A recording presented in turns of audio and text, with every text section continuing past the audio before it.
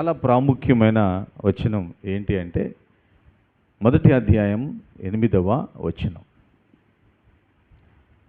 8వ వచనం ఏంటి? పరిశుద్ధాత్మ మీ మీదకి వస్తుంది, మీరు శక్తిని పొందుకుంటారు. పరిశుద్ధాత్మ మీ మీదకి వస్తుంది, మీరు శక్తిని పొందుకుంటారు. ఆ శక్తి మిమ్మల్ని భూమి అంచుల వరకు తీసుకుని వెళ్ళి నాకు సాక్షులుగా ఉండే భాగ్యాన్ని ఇస్తుంది. ఇది దేవుడిచ్చిన గొప్ప వాగ్దానం. దాని కొరకు కనిపెట్టారు, ఆ పరిశుద్ధాత్మ యొక్క శక్తిని అనుభవించారు. హల్లెలూయా. యేసుక్రీస్తు రక్తములో కడగబడి ఆయన బిడ్డలుగా చేర్చబడిన ప్రతి ఒక్కరూ ఈ పరిశుద్ధాత్మ యొక్క అనుభూతిని అనుభవించాలి. ఈ పరిశుద్ధాత్మ యొక్క శక్తి ద్వారానే మనం ప్రతిదినం ముందుకు సాగాలి. ఒక భక్తుడు, స్మిత్ అనే ఒక భక్తుడు ఇలా అన్నాడు, నేను క్రైస్తవుణ్ణి అయిన తరువాత మరణం తర్వాత నేను ఎక్కడికి వెళ్తానో నేను తెలుసుకోకపోతే నేను సువార్త చెప్పలేను. నేను సువార్త ఎదుటివారికి తెలియచేయాలంటే నేను మరణించిన తర్వాత ఎక్కడికి వెళ్తానో నేను మొదటిగా తెలిసిన వాడినై ఉండాలి. మరి అది తెలియాలంటే పరిశుద్ధాత్మ యొక్క శక్తి మనం పొందుకోవాలి. ఆ పరిశుద్ధాత్మ యొక్క శక్తితో మనం ముందుకు సాగాలి. ప్రతిదినం దేవుని ఆత్మతో మనం ఉజ్జీవించబడాలి. పాడుతున్నా, ప్రార్థన చేస్తున్నా, వాక్యాన్ని ధ్యానిస్తున్నా ఆత్మపూర్ణులుగా ఉండాలి. ఇక్కడ ఈ ఆత్మపూర్ణులుగా ఉన్న ఒక వ్యక్తిని మనం చూస్తాం. ఆ వ్యక్తి పరిచర్య చేసే వ్యక్తిగా ఆది అపోస్తల సంఘంలో ఉన్నాడు.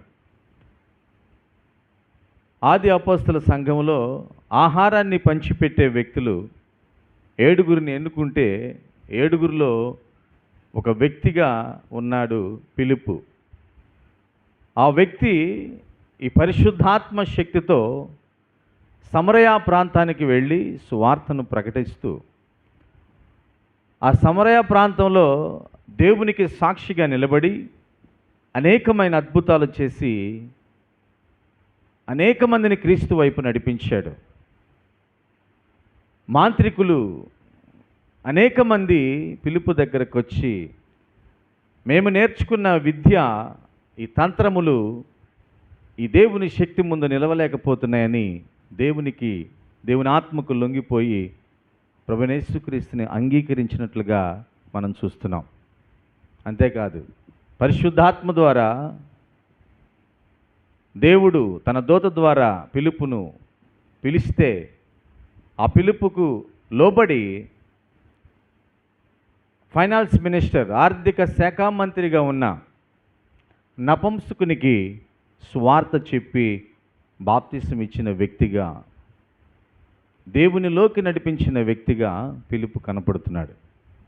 అంతేకాదు, ఫిలిప్పు ఒక చక్కటి కుటుంబం కలిగిన వ్యక్తి. ఫిలిప్పు 4 కుమార్తెలు ఉన్నారు. 4 కుమార్తెలు. వారి గురించి బైబిల్ చెబుతుంది, వారు కన్యకలు, యవన కాలములో ఉన్న కన్యకలు, వారు ప్రవచించెడి వారుగా ఉన్నారు. దేవునికే మహిమ కలుగును గాక. హల్లెలూయా. మనం పరిశుద్ధాత్మతో నింపబడితే మన కుటుంబాలు ఎలా ఉంటాయో, మనం ఏ రీతిగా ముందుకు సాగుతామో ఇక్కడ మనం అర్థం చేసుకోవచ్చు. అందుకే దేవుడు అపోస్తలులందరితో మాట్లాడుతూ అన్నాడు, మీరు పరిశుద్ధాత్మ మీ మీదకి వచ్చినప్పుడు మీరు శక్తి నొందెదరు గనుక మీరు యెరూషలేములోను యోదయ సమరయ దేశముల యందంతటను భూదిగంతముల వరకును నాకు సాక్షులై ఉందిరని వారితో చెప్పాడు. ప్రియదేవుని బిడ్డలారా, యేసుక్రీస్తు వారు ఈ మాటలు చెప్పకముందే యోహాను సువార్త 16వ అధ్యాయంలో ఈ పరిశుద్ధాత్మను గురించి కొన్ని విషయాలు తన శిష్యులతో మాట్లాడుతున్నట్లుగా, అపొస్తలులతో మాట్లాడుతున్నట్టుగా మనం చూడొచ్చు. చూడండి, యోహాను సువార్త 16వ అధ్యాయం 7వ వచనం నుంచి మనం చదువుకుందాం. 7వ వచనం నుంచి మనం చదువుకుందాం. అయితే నేను మీతో సత్యము చెప్పుచున్నాను, నేను వెళ్ళిపోవటం వలన మీకు ప్రయోజనకరము. యేసుక్రీస్తు తన శిష్యులతో చెబుతున్న మాట, నేను మిమ్మల్ని విడిచి వెళ్ళిపోవటం వలన మీకు ప్రయోజనము, అది మీకు మేలు.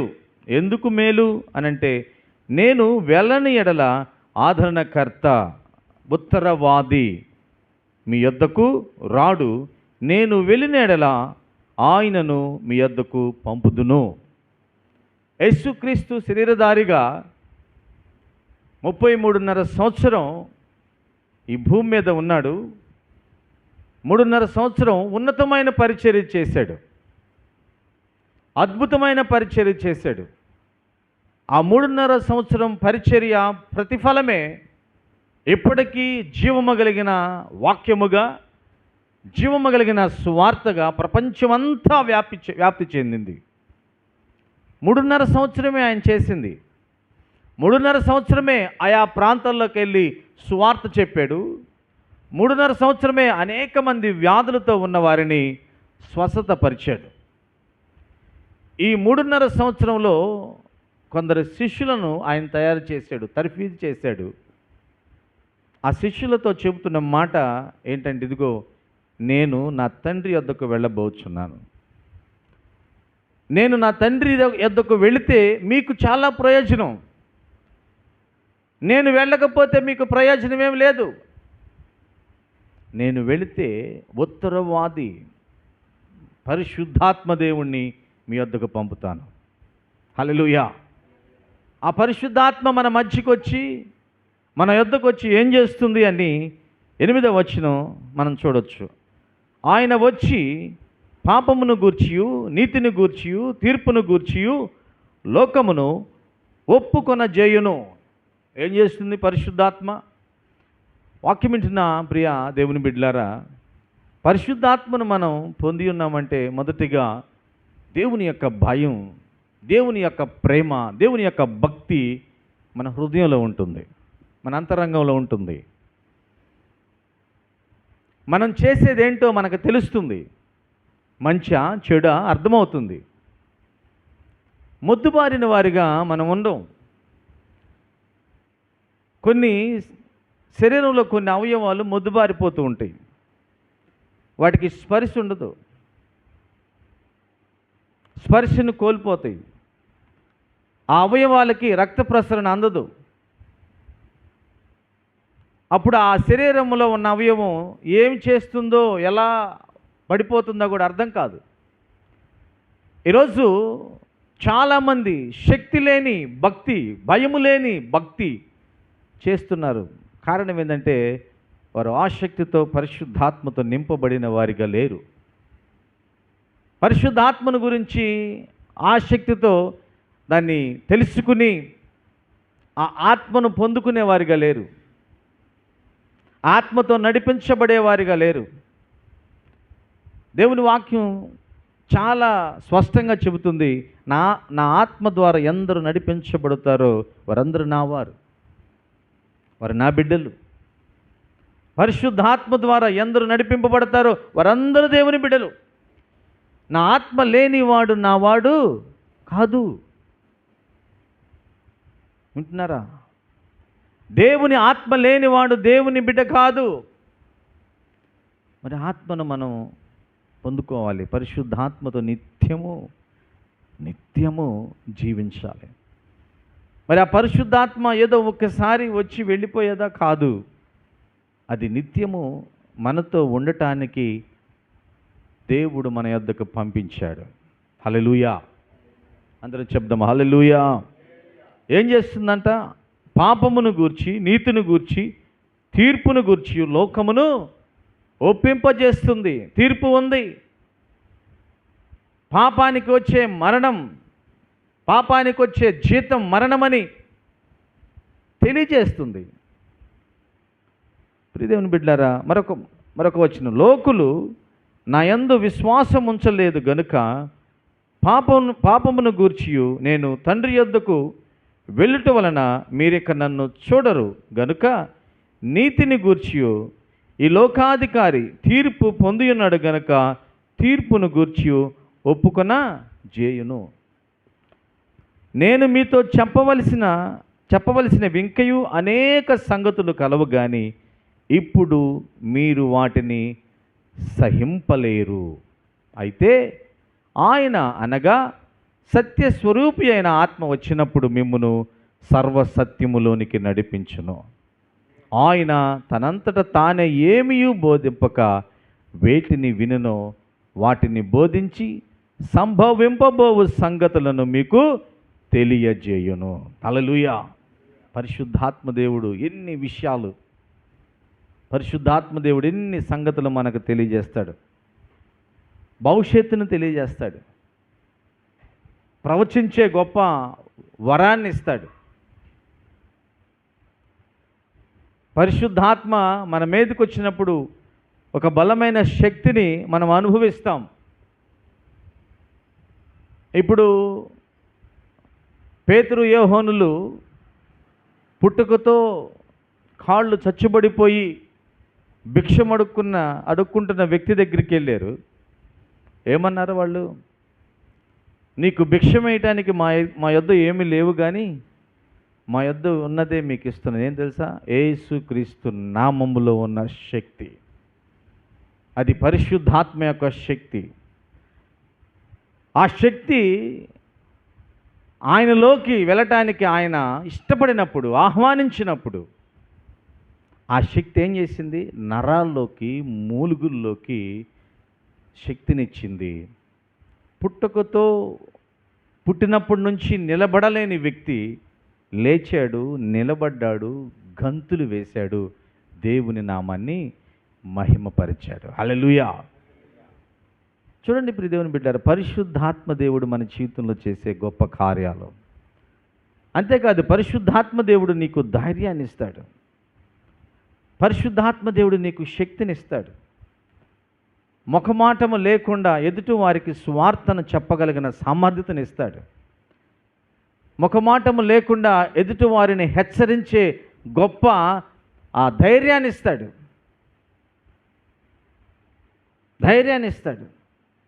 మనం కొందరితో కొన్ని విషయాలు మాట్లాడలేం. మనకు ఒక రకమైన బిడియం, శరీర సంబంధులుగా. కానీ పరిశుద్ధాత్మ దేవుడు మనతో ఉండి ఆత్మతో నింపబడిన వారమైతే మనం సూటిగా చెప్పగలం, సువార్తను చెప్పి వారిని యేసు వైపు మళ్లింపగలం. హల్లెలూయా. సువార్తను వారికి చెప్పినప్పుడు వారు యేసు వైపు వారి జీవితాలను మళ్లించుకుంటారు. మనం అలాగా ఆ పరిశుద్ధాత్మతో నడిపింపబడుతూ ఉన్నప్పుడు ఆ పరిశుద్ధాత్మ, ఆ సత్య స్వరూపి అయిన ఆత్మ మనల్ని ఇంకా ఇంకా సత్యములోనికి, సర్వసత్యములోనికి మనల్ని నడిపిస్తుందంట. హల్లెలూయా. ఇంకా జ్ఞానములోనికి, ఇంకా దేవుని యొక్క ప్రేమలోనికి, ఇంకా దేవుని యొక్క భక్తిలోనికి మనం ముందుకు సాగటానికి అవకాశం ఉంటుంది.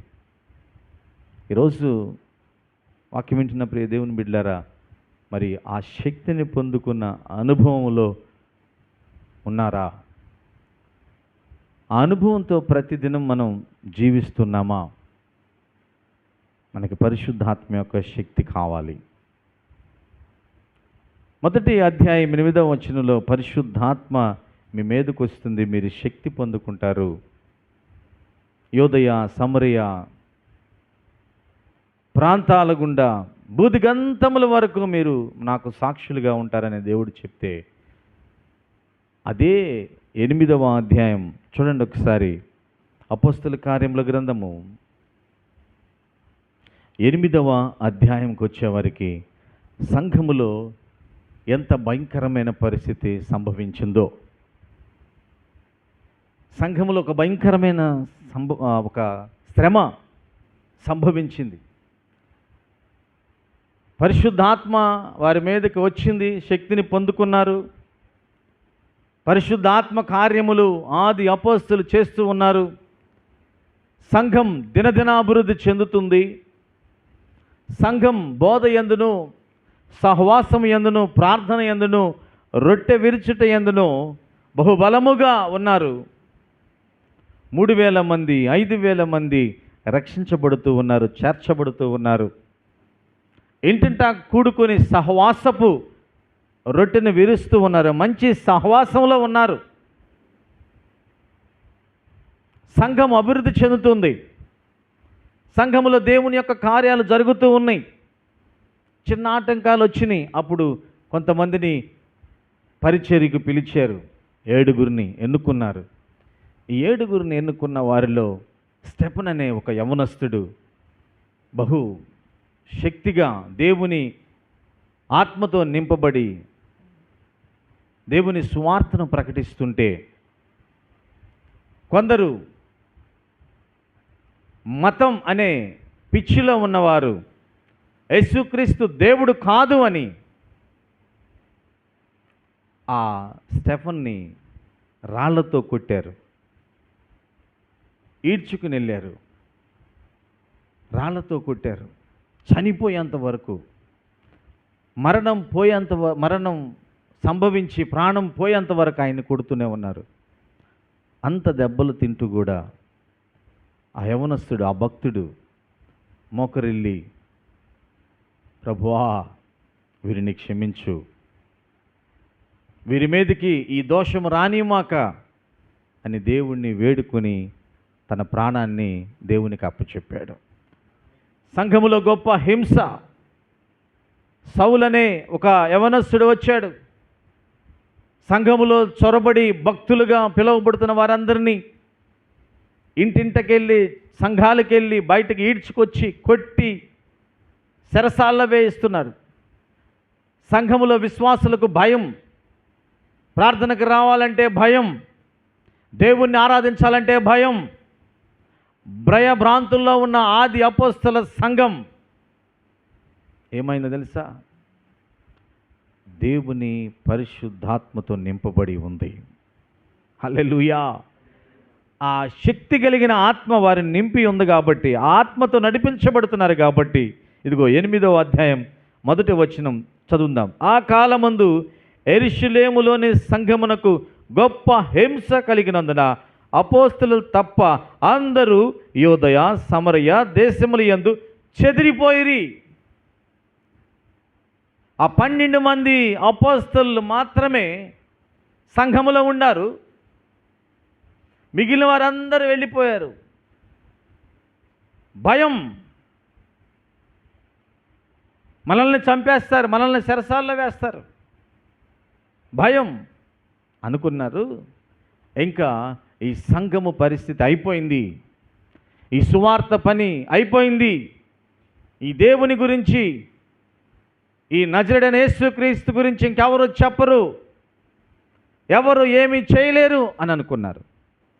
కానీ ప్రభువైన యేసుక్రీస్తు ఏం చెప్పాడు? 1వ అధ్యాయం 8వ వచనంలో, మీరు భూదిగంతముల వరకు నాకు సాక్షులై ఉంటారు. హల్లెలూయా.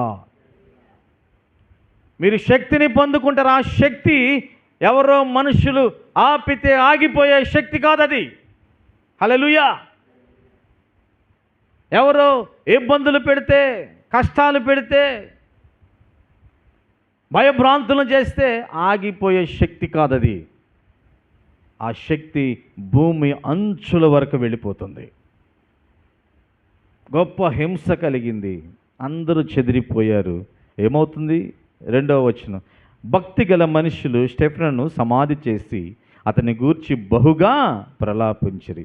సౌలైతే ఇంటింట జొచ్చి పురుషులను స్త్రీలను ఈడ్చుకొని పోయి చెరసాలలో వేయించి సంఘమును పాడు చేయుచుండెను.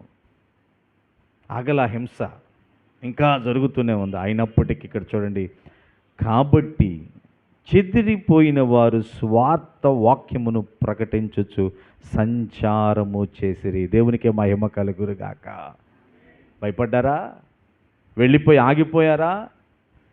ఇంకా అవసరం లేదు దేవుడు అనుకున్నారా? లేదు. వెళ్ళిపోయిన వారు ఎక్కడున్నా స్వార్థను ప్రకటిస్తూనే ఉన్నారు. దేవునికే మహిమ కలుగునుగాక. అది శక్తి, అది శక్తి. నేను దేవుని రాజ్యానికి వెళ్తాను, నేను నరకాన్ని నుంచి తప్పించబడ్డాను, ఇదిగో నా చుట్టూ ఉన్నవారు ఎవరు నరకానికి పాత్రలు కాకూడదు, వీరు నాకు తెలిసినా తెలియకపోయినా, నా బంధువులైనా బంధువులు కాకపోయినా వారిని నేను ప్రేమిస్తున్నాను. వారు కూడా నా వలే నిత్య రాజ్యములో, దేవుని రాజ్యములో, పరలోక రాజ్యములో వారసులుగా ఉండాలనే తపన, ఆ ఆశ, ఆ ఆసక్తి ఎక్కడికెళ్ళినా, కూర్చున్నా, పని చేస్తున్నా స్వార్థ చెప్పాలనే తపన. హల్లెలూయా.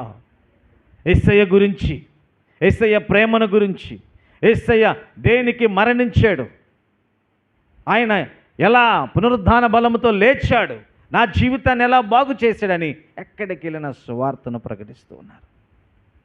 సహోదరుడా, సహోదరి, ఈ అనుభవం ప్రతి దినం ప్రతి క్రైస్తవునిలో ఉండాలి.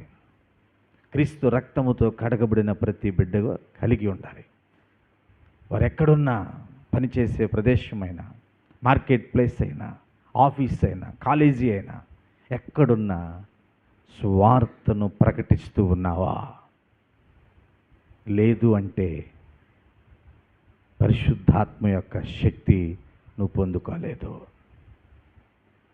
పరిశుద్ధాత్మ యొక్క శక్తిని నువ్వు అనుభవించట్లేదు. ఇక్కడ చూడండి, 4వ వచనం, 5వ వచనం.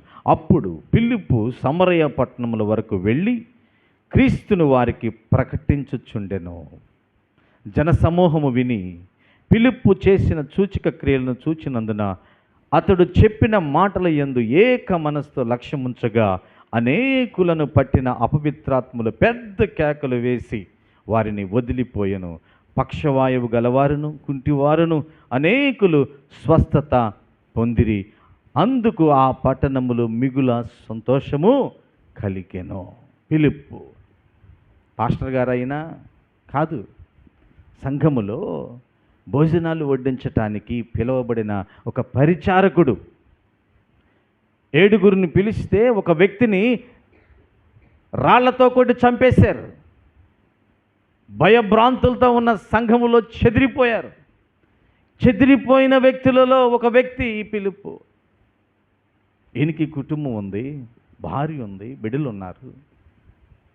కానీ ఎక్కడికి వెళ్ళినా అక్కడ సువార్త ప్రకటిస్తూ ఉంటే దేవుడు ఆయన్ని ఆశీర్వదిస్తూ, ఆయన ద్వారా దేవుడు అద్భుతమైన కార్యాలు చేస్తున్నాడు. హల్లెలూయా. దెయ్యాలు పట్టిన వారిని ఆయన ప్రార్థన చేస్తుంటే దెయ్యాలు వదిలి వెళ్ళిపోతున్నాయి. పక్షవాయువు కలిగిన వారు స్వస్థత పొందుకుంటున్నారు. కుంటివారు, గురుడివారు స్వస్థత పొందుకుంటున్నారు. సహోదరుడా, సహోదరి, ఈరోజు ఈ సువార్త ప్రకటించే పనిలో ప్రతి దినం మనం వాడబడుతూ ఉంటే దేవుడు అద్భుతమైన వరాలు మనకిస్తాడు. హల్లెలూయా.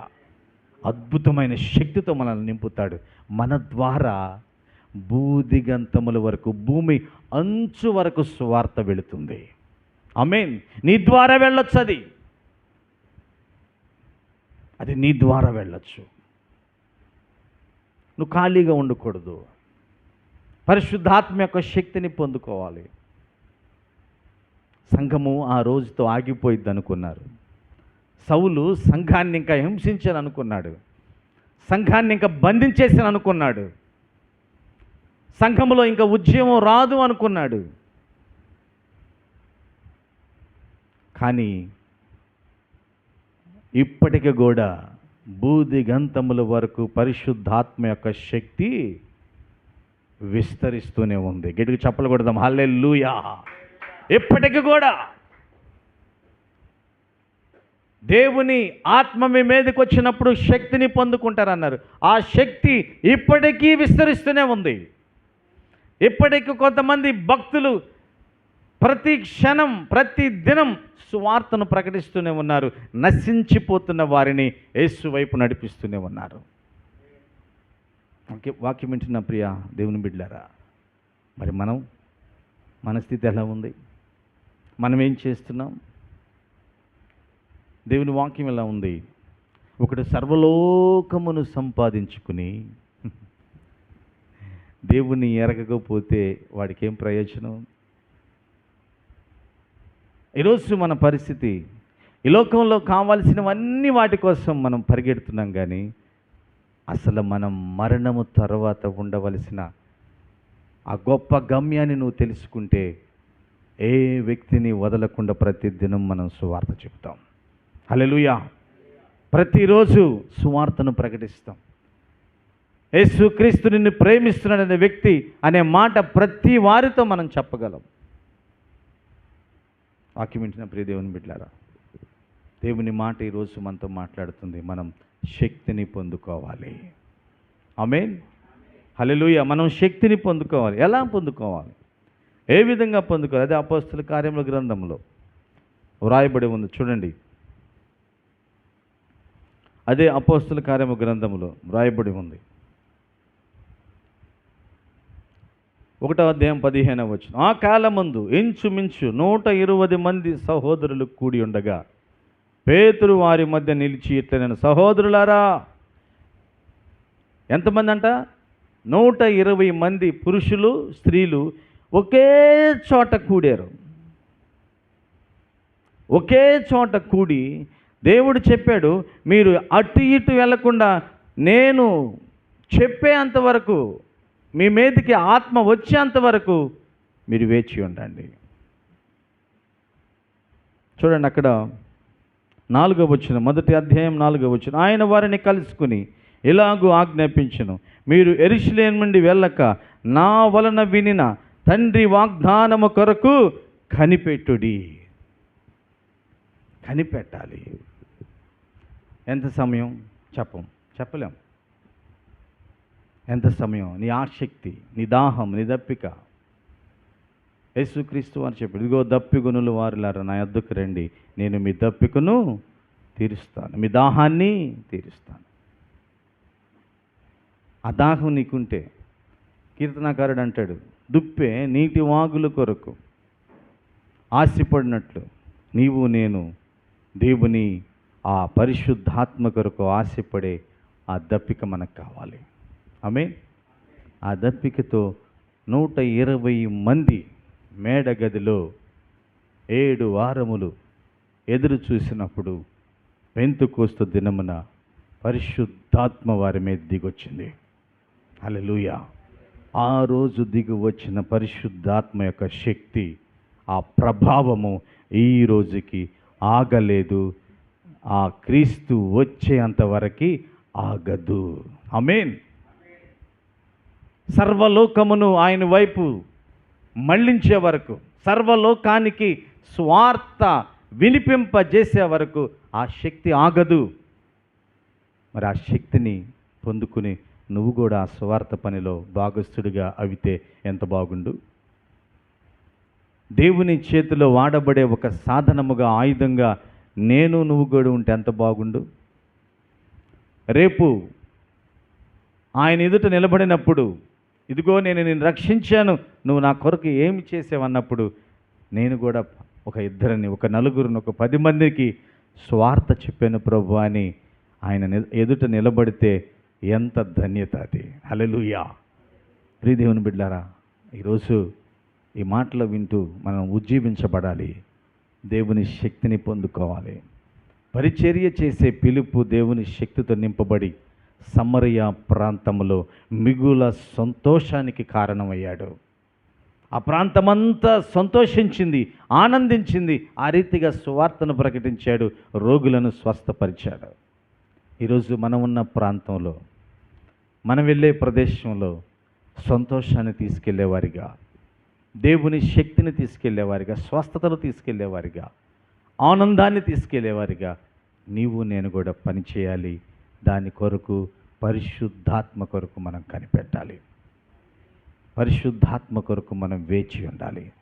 పరిశుద్ధాత్మతో నింపబడి ముందుకు సాగేవారిగా ఉండాలని ప్రభు పేరిట ప్రేమతో తెలియజేస్తూ ఈ కొద్ది మాటలు ముగిస్తున్నాను. దేవుడు మనందరినీ దీవించునుగాక. ఆమేన్.